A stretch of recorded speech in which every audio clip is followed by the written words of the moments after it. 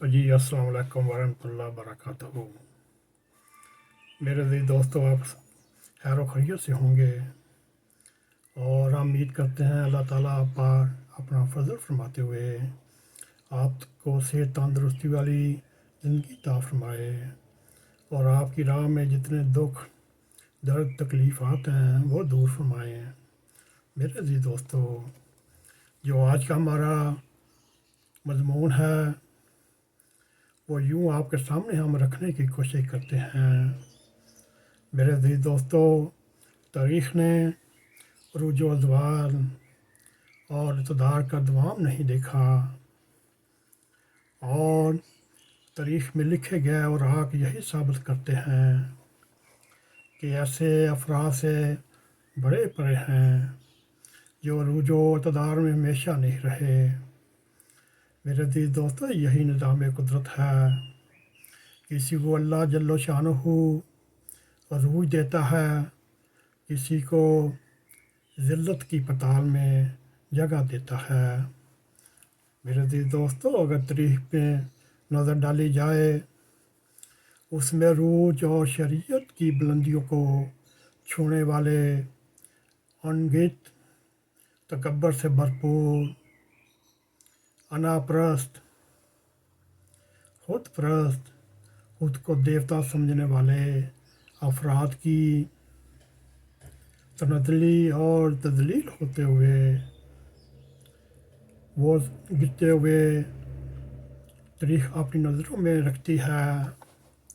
میرے عزیز دوستو، موجودہ دور میں انتہائی مختصر دورانیت میں عروج پانے والا ایک ایسا شخص بھی تھا جو کبر میں بھرپور، انا پرست، غرور اور کسی کو اپنے علاوہ کچھ نہ سمجھنے والا۔ وہ اس وقت 5-10 سالوں میں ذلت کی گہرائی میں ایسا تنزلی کا سفر طے کیا، اور پھر ان کے اپنے الفاظ تھے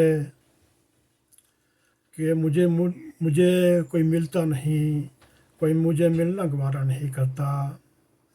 اور پھر اس نے خود یہ اقرار کیا، مجھے عروج بھی ملا اور عزت بھی ملی، اور اس وقت میں ضلالت کی پستیوں میں گر رہا ہوں، کوئی میری بات نہیں سنتا۔ میرے عزیز دوستو، رب کریم کے پاس جو نظام کائنات چلا رہا ہے، اس کے ہاتھوں میں عزت بھی ہے، ذلت بھی ہے، زندگی بھی ہے، موت بھی ہے۔ جس کے دستے قدرت میں یہ سب کچھ ہے۔ کیا ان حالات میں عمران خان نے اپنی کمزوریوں پر، اپنے عیبوں پر کبھی غور کیا؟ اس کے پس منظر انہوں نے لوگوں سے محبت اور ان کی پیروی کرنے والے نوجوان نسل کو ایک ایسا گمراہ کیا، ایسا گمراہی کے راستے پر چلایا کہ انہوں نے ملک اور فوج کے ساتھ غداری اور بغاوت کے جرائم میں جیلوں میں اپنی سزائیں اور جیتیں بھگت رہے ہیں۔ میرے عزیز دوستو، یہ کیسا ایک عظیم لیڈر ہے جس نے صرف اپنا اقتدار حاصل کرنے کے دوام میں اور حوث میں قوم کے نوجوان بیٹوں کو قربان کر دیا، اور اپنے دونوں بیٹوں کو، یہ اس کا اپنے الفاظ ہیں، میں اپنے دونوں بیٹوں کو لے کر شمالی علاقہ جات میں سیر کرنے کو جی چاہتا ہے۔ میرے عزیز دوستو، یہ کیسا بزدل لیڈر ہے، لوگوں کے نوجوان بیٹوں کو جیلوں میں ڈلوا کر اور اپنے بیٹوں کے ساتھ شمالی علاقہ جات میں سیر کرنے کی خواہش کر رہا ہے۔ میرے عزیز دوستو، وہ وقت دور نہیں جب قوم کو حقیقت سے پتہ چلے گا اس کی حقیقت کیا ہے اور یہ کس اقدامات کے تحت چل رہا تھا۔ मेरे अज़ीज़ दोस्तों, इसका जुर्म नहायत ही कबीह है। अब भी 25 करोड़ अवाम को जाग जाना चाहिए, बल्कि इससे पहले जाग जाना चाहिए और तहरीक इंसाफ का हर रुकन खुद को जो इमरान खान का पैरोकार समझता है वो खुद ही शर्म महसूस करेगा। मेरे अज़ीज़ दोस्तों, इमरान खान ने सबसे पहला धोखा खैबर पख्तूनख्वा के नौजवानों को दिया और इनकलाब या बगावत के नाम पर नौजवान नस्ल को गुमराह किया। मेरे अज़ीज़ दोस्तों, उन नौजवानों से फौजी तनसीबात पर हमले करवाए और उनके लीडर ने ना सिर्फ मुश्किलात का शिकार इन नौजवानों से ये कह कर किनारा कशी की कि ये उनके अपने जुर्म हैं और इस तरह नौजवान नस्ल को जेलों में बगावत, बलवों, सास तस्नीबात पर हमलों के इल्ज़ाम में उन्हें जेलों में धकेल दिया और खुद इमरान खान अपनी बचत के रास्ते ढूंढ रहा है। इस वक्त PTI की मुहब्बे वतन लीडरशिप ने खुद ही इस इमरान खान से किनारा कशी कर ली और मेरे अज़ीज़ दोस्तों, आहिस्ता आहिस्ता जो नौजवान नस्ल इमरान खान के सहर में मुब्तला थी वो आहिस्ता आहिस्ता जैसे जैसे उनको हक़ाइक़ का पता चलता जाएगा वो भी हकीकत की दुनिया में आ रहे होंगे। मेरे अज़ीज़ दोस्तों, इस वक्त ये ज़रूरी है पूरी कौम को इमरान खान की करतूतों का पता चलना चाहिए।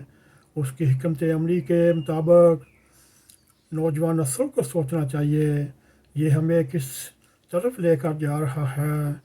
अब भी नौजवान नस्ल के पास वक़्त है, सोचने का वक़्त है और इमरान खान की असल हकीकत को जानते हुए ये सोचें क्या इसके पीछे चलना मुल्क और कौम के लिए ज़रूरी है।